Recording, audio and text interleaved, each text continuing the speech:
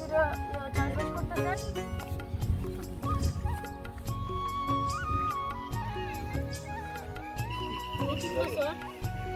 20 বছর। তো এখানে একটি চাচি বললো ওনারা এটার সাথে প্রায় বলে 20 বছর ধরে ওনারা কাজ করছে। তো ওদিকে আরেকজন আসছে, তো আমরা এখন এগুলো এখন কি করছিলেন? এগুলো গরু খাইবো। তো আপনার গাছগুলোকে এখন ধুয়ে নিয়ে আসছে। তো আজকে আপনারা এখানে এখন পরিষ্কার করবেন।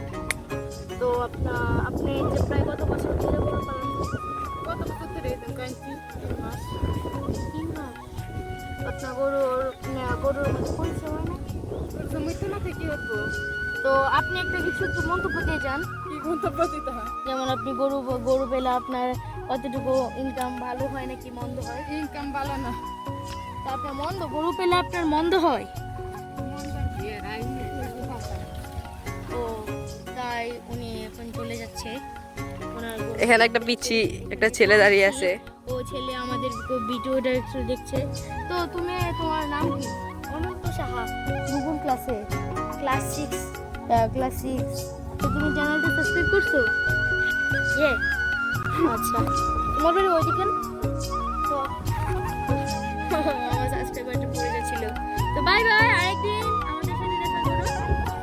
তো আমরা একটি ছেলের কাছ থেকে ওর তথ্যটা জানলাম। ওর পেশাটাই তো স্টুডেন্ট।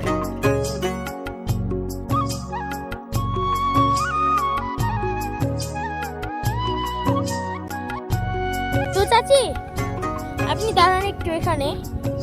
তো আপনি এখানে একটু দাঁড়ান। তো আপনি এখানে এখন কি করছিলেন? বড়ি। আচ্ছা, আমাদের কিশোরগঞ্জের ভাষায় তো এটা বড়ি বলে। বড়ি আসল নাম কি? খাসির আরেকটা নাম আছে